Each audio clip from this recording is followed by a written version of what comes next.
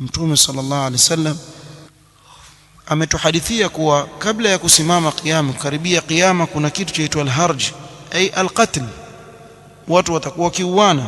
Nasema si kuuawa kwa makafiri, umma watakuwa wakiuana baadhi ya wao kwa wengine, mpaka itafikia hadi mtu akutana na ndugu yake amuua, ndugu yake Muislamu amuua tu bila sababu yoyote.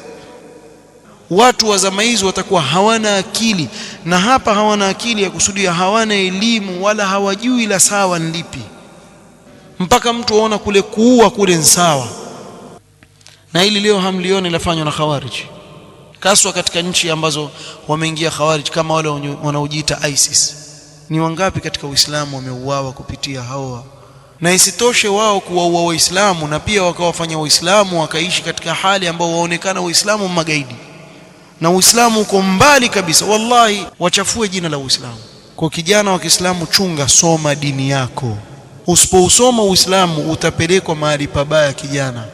Na miongoni mwa jambo la kwanza katika haki za binadamu ambayo itahesabiwa siku ya kiyama, damu za watu. Atakuja aliyeuawa akiwa amemshika mkono aliyemuua, muulize, ya Rabbi, kwa nini ameniua? Namfanya nini? Una jawabu gani mbele ya Allah subhanahu wa ta'ala? Hizi ni katika alama za kiyama.